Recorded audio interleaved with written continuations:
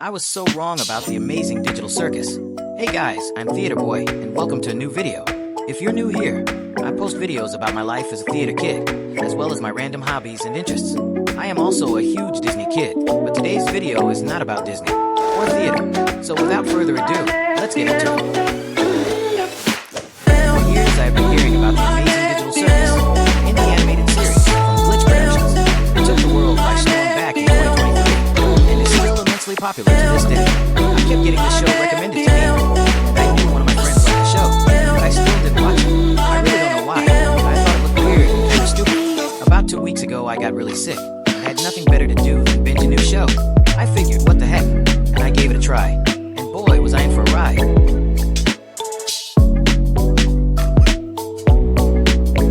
Oh my freaking goodness, is the pilot crazy. First of all, this show is like if a super colorful children's cartoon had an existential crisis, and then put on a Broadway show about it. The animation is insanely bright and bouncy, but the vibes are actually kind of terrifying in a really cool way. It feels like when a musical has a happy opening number, but you know something dark is coming later. Pomni is immediately relatable because she spends the whole episode panicking, which honestly saying, her reactions feel super real, like that cartoon scared. But actually, I am stuck in a nightmare, and no one is helping me scare. As a theater kid, I love characters who go through big emotions, and she is basically doing a full dramatic monologue the entire time. Kane is my favorite though. He's like a chaotic improv host who never stops smiling, even when everything is obviously going wrong. He talks like he's performing for an audience at all times, which is honestly kind of iconic, but also unsettling, like a clown who won't break character. If this were a stage show, he would be the role everyone wants, but also secretly fears, because he'd have to be on 24/7. The tone is what really got me. 1 second it's goofy cartoon adventures, the next second someone mentions not being able to leave ever, and suddenly it feels like a horror play. It reminds me of shows where the set looks fun, but the lighting turns red, and you're like, oh no. Also, the concept of people losing their names and identities, that is literally the kind of thing drama teachers would make you write a monologue about. It's weirdly deep for something with Rubber Hose-style characters. The humor is super good too. Not just random jokes, but the kind where you laugh, and then immediately feel bad for laughing. My favorite moments were when characters tried to act normal, even though nothing about the situation is normal.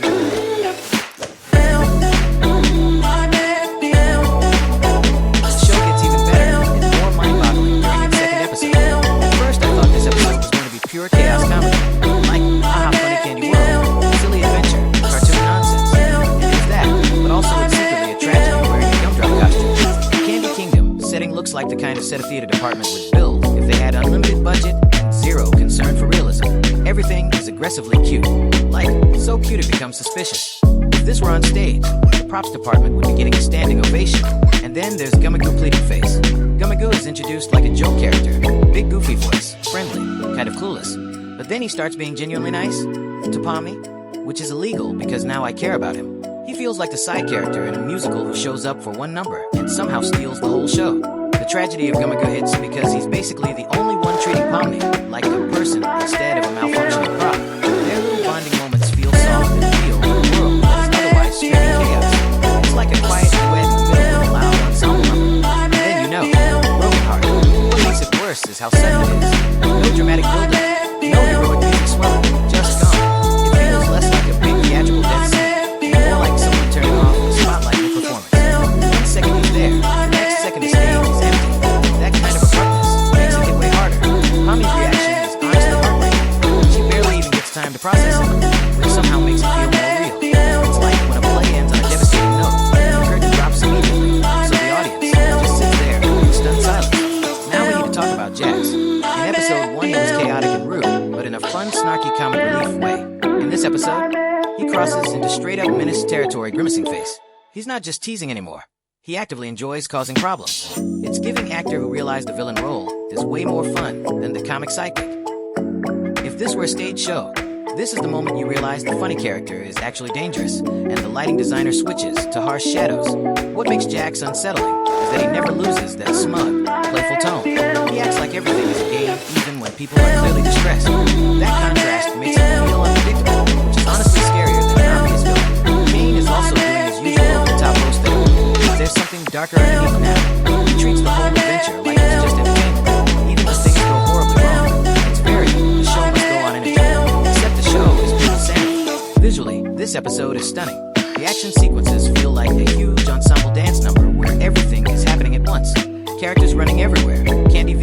crashing, bright colors flashing. If choreographed on stage, it would be absolute chaos, but in a cool way. But underneath all that spectacle, the episode feels way sadder than it looks. It's basically about how even in a ridiculous cartoon world, you can still lose the one person who made it feel less scary.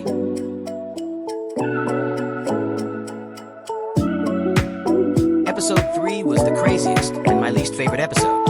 Like, okay, the first 2 episodes were chaotic circus horror and candy tragedy, but this one is straight up haunted house play anyway. If my theater group ever staged this, half the cast refused to walk backstage alone after. The manner setting is so creepy in a way that sneaks up on you. It's not loud scary, it's quiet scary.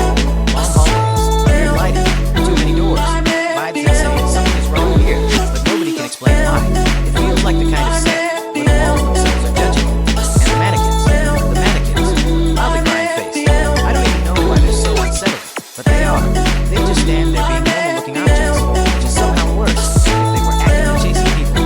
It's like being on stage during a blackout scene, knowing someone might move when the lights come back on. This episode definitely made me uncomfortable in a way the others didn't. Not gross or anything, just tense. Like I kept waiting for a jump scare that didn't come, which is honestly more stressful. My brain was doing full dramatic suspense music the entire time.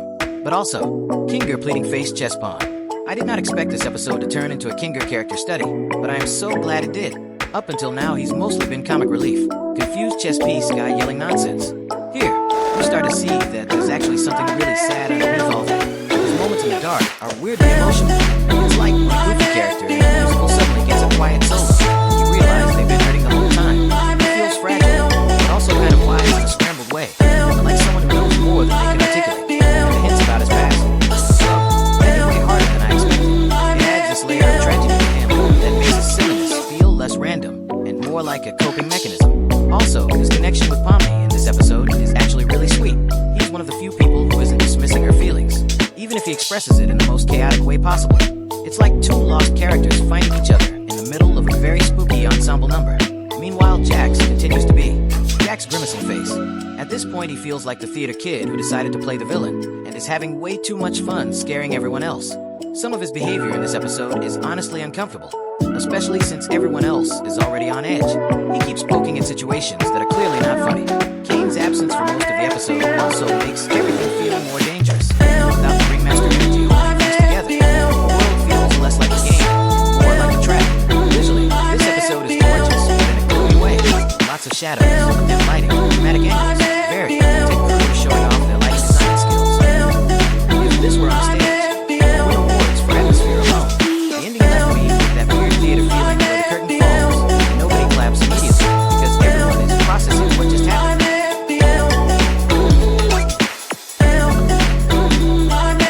Words cannot describe how emotionally unprepared I was for this episode. At first, it looks like it's going to be the silliest episode. Bright neon fast food world, disguises, chaotic roleplay, everyone pretending to be normal employees. It has big ensemble comedy number where everyone wears matching costumes energy. Like the kind of scene where the choreography is super peppy and the audience is clapping along. But then the vibes go from haha burgers to oh no we are not okay really fast. Let's talk about Gangle loudly crying face performing arts. This episode hits hard because you finally see just how much she's been struggling under the surface. Gangle has always been fragile and anxious. Here it stops being played for laughs. There's a moment where she tries to seriously hurt herself. It's honestly shocking because the show doesn't build it up like a dramatic scene. It just happens. It feels less like theatrical tragedy and more like watching someone break in real time. What makes it especially upsetting is how invisible her pain has been. Everyone's been so focused on the chaos of the circus that nobody noticed how bad things were getting for her. It's like the background character in a musical suddenly stepping forward and revealing they've been miserable the whole time while everyone else was busy singing. But the episode doesn't feel hopeless. It leans into themes about burnout, identity, and what happens when you're forced to perform happiness nonstop. The whole fast food job setup is basically a metaphor for being stuck in a role you didn't choose and having to smile anyway. As a theater kid, that hit weirdly close to home, backstage during technical, kind of wake when his face gets sweat. Also, coming in, crocodile candy. His return is so weird and emotional and confusing in the best way. Seeing him again feels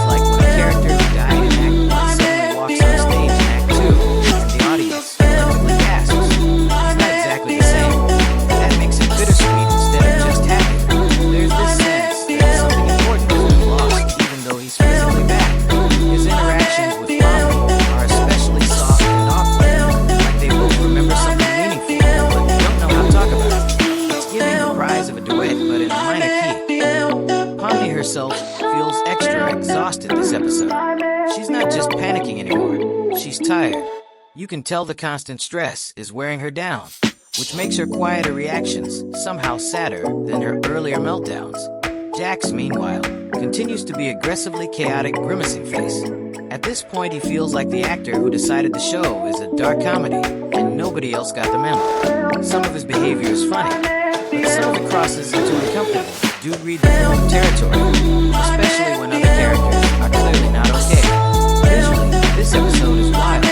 Masks, uniforms, and neon lighting make everything feel artificial, like a stage set that's trying way too hard to look cheerful. It's almost uncanny. If performed live, this would be the number with blinding lights, plastic props everywhere, and a soundtrack that sounds happy but slightly off-key. The ending leaves you with that heavy theater feeling where the curtain falls, and you just sit there thinking instead of cheering.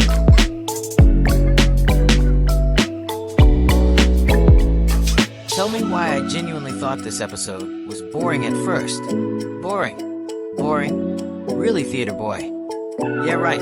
This episode got crazy fast, and it's all thanks to the bar scene.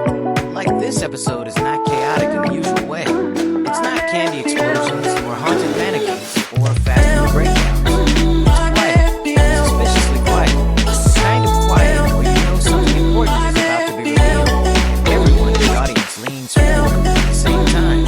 This one is basically backstory central. You finally get deeper hints about who these characters might have been before the circus. And honestly, it makes everything sadder retroactively. It's like finding out the comedic characters using all their tragic lives before the show started. Suddenly, every joke feels like a defense mechanism. Pomni especially feels different here. There's this sense that she wasn't just randomly unlucky. She was already overwhelmed before all of this. Her confusion feels less like panic, and more like someone who's been pushed past their limit for a long time. Kinger's bits hit harder too after episode 3. When he rambles now, it feels less like nonsense, and more like fragmented memories leaking through. Like a character trying to remember their lines, but the script is gone pleading face chess pawn. But okay, we need to talk about Jack's grimacing face rabbit face, because this episode basically screams, this guy is not okay, without actually saying it. He's still sarcastic and chaotic. There are moments where the mask slips for like half a second, and that's somehow scarier than just being openly awful. It's like watching an actor accidentally break character and reveal something real before snapping back. My personal theater kid speculation is that Jax probably had some kind of major loss of control before arriving in the circus. He acts like nothing matters, like consequences don't exist, like caring is a weakness. That screams person who got hurt badly and decided to never be vulnerable again. Also, the way he pushes people away on purpose? Classic, if I'm awful first, nobody can reject me energy. Not diagnosing anything obviously. Just Sparkle's dramatic interpretation sparkles, but it feels very intentional. There's one moment where he goes unusually quiet, and it felt like the lighting should dim and a sad violin should start playing. If this were a stage musical, that would be the exact second the audience realizes the comic relief character is actually tragic. Gangle and Zoe also get some really subtle development. You can tell everyone is coping differently. Some with denial, some with anger, some with dissociation, some with chaos. It makes the group feel less like random cartoon characters, and more like a bunch of people stuck in the world's worst improv exercise. King is unsettling as usual circus den grinning face with big eyes. The more we learn about the others, the less funny he becomes. He feels less like a host, and more like a stage manager who refuses to stop the show, no matter what's happening to the actors. Visually, this episode is less flashy but super symbolic. Lots of empty spaces, weird framing, moments where characters look small compared to the environment. Very minimalist black box theater production that relies on acting instead of spectacle. And the title being untitled, rude. That feels intentional, like the story itself doesn't have a neat label yet. Or like their lives before the circus don't fit into a simple narrative anymore. The ending doesn't resolve much, which somehow makes it feel more important. It's like the calm before the storm scene, where everyone quietly realizes things are worse than they thought.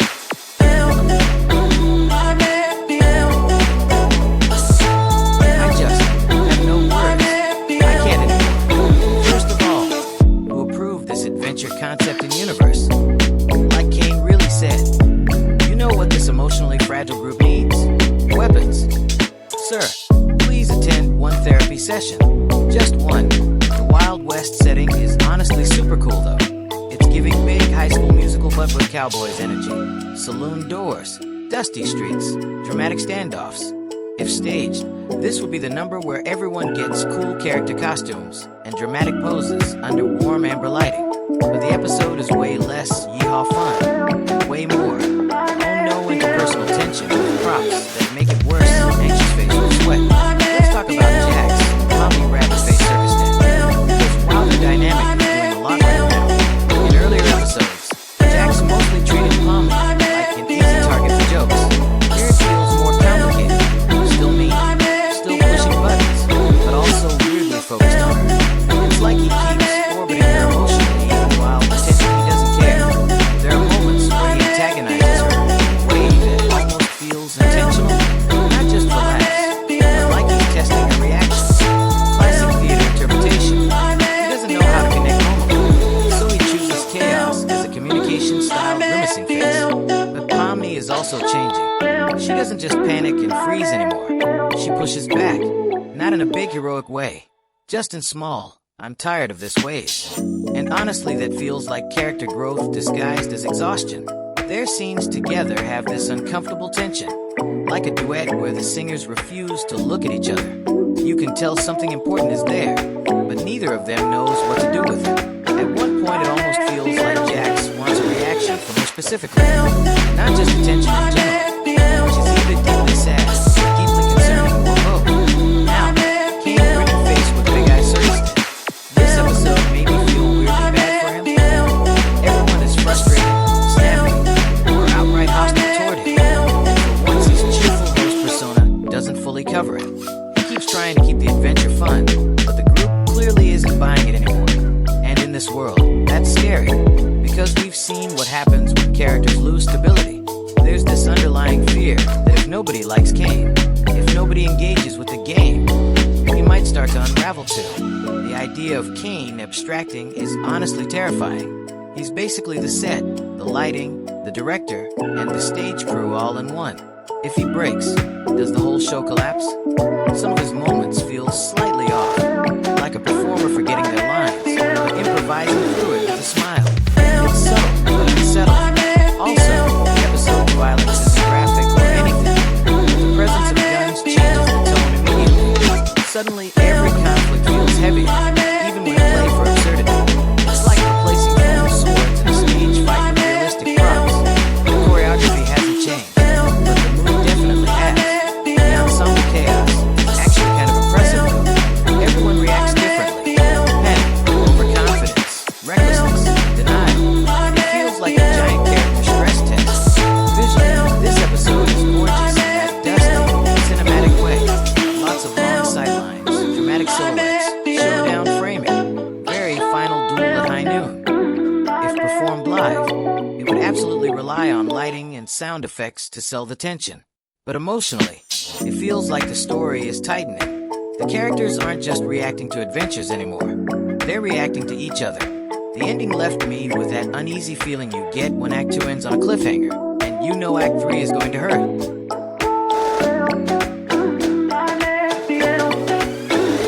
The fact that this episode came out on the day of my audition for Hadestown should have been a warning that this episode would end as a tragedy. Like in normal shows, each episode means filling with fan service, silly fun, everyone relaxes, maybe a volleyball montage. Here, it feels like a forced vacation organized by a cruise director who will not let you leave the boat. The setting is gorgeous though. Bright ocean, sparkly water, colorful umbrellas, inflatable nonsense everywhere.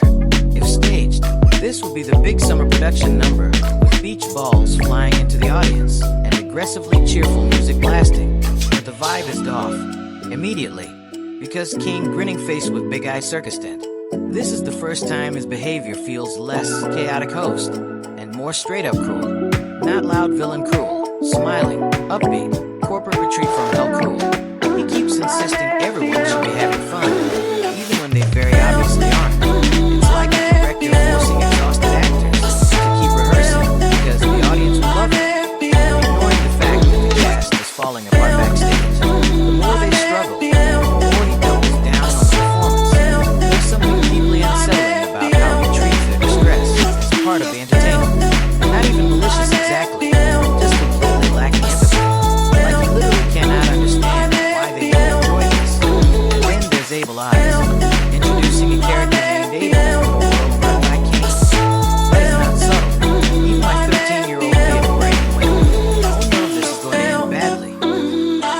who slept through Sunday school or English class.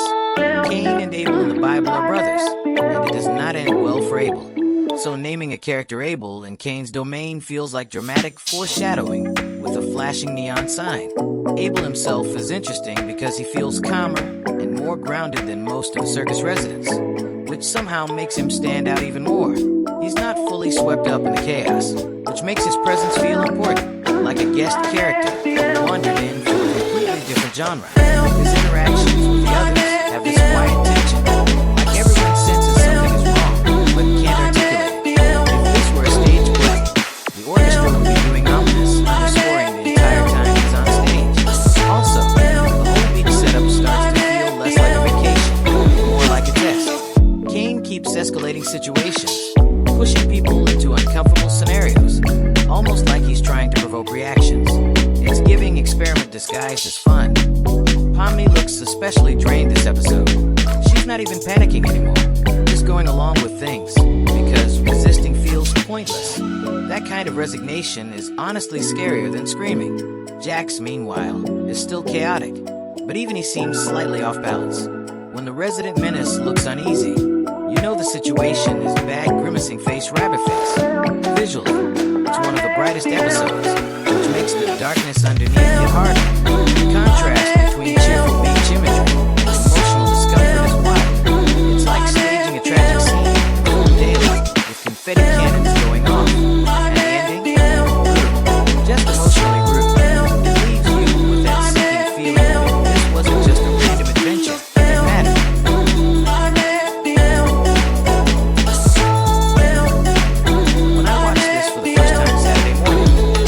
I was not okay.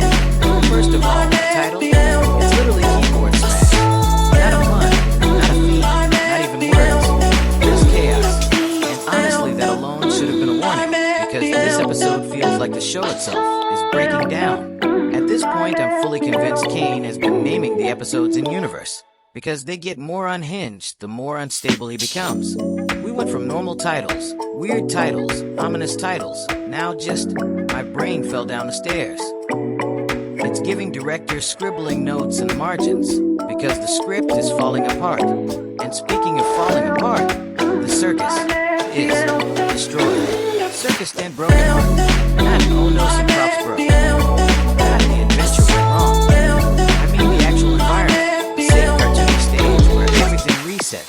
It's coming undone. Pieces glitching, spaces collapsing, colors distorting. It feels like watching a set literally crumble during a live performance while the actors are still on it.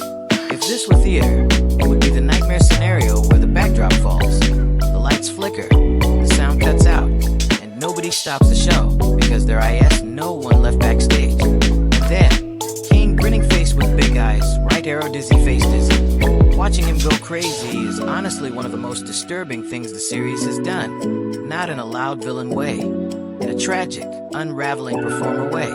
Like someone who has spent so long pretending everything is fine that when they finally break, they don't even know how to stop performing. His dialogue starts looping, glitching, contradicting itself. He tries to keep up the cheerful host voice, but it keeps slipping. It's like an actor desperately improvising after forgetting every line in the script. You can feel that he doesn't understand what's happening to him, which somehow makes it worse. He's not evil mastermind mode. He's panicking while smiling, and then he's dead. Broken heart. It doesn't feel triumphant. It doesn't feel like defeating a villain. It feels like watching the ringmaster of the show realize the tent is collapsing. They can't hold it up anymore. There's something deeply tragic about it, because Cain was the circus. He created the adventures, controlled the world, kept everything moving. Without him, there isn't just grief. There's nothing. The moment he's gone, the atmosphere changes instantly. No reset, no cheerful announcement. Just silence and destruction. It's like the orchestra stopped mid-song, and nobody picked the music back up. What really got me is how the characters react. No big victory poses. No, we did it. Just shock, confusion, and this horrible awareness that things might be worse now. Pomni especially looks devastated, even though she spent so long wanting to escape his control. It's that awful realization that the person trapping you is also the only thing holding the world together. Jackson's reaction is super interesting to Grimacy Face Rabbit Face. For one,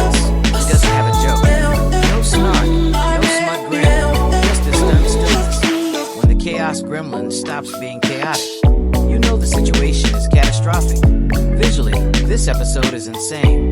Colors bleeding, geometry warping, empty voids where scenery used to be. It feels less like a cartoon, and more like a corrupted file trying to keep playing. If staged, it would require every lighting trick, projection effect, and practical set collapse known to theater. And the title makes even more sense afterward. It's not just random. It feels like the show itself couldn't form words anymore. Like reality glitched before the episode even started. The ending doesn't feel like a finale. It feels like the moment right before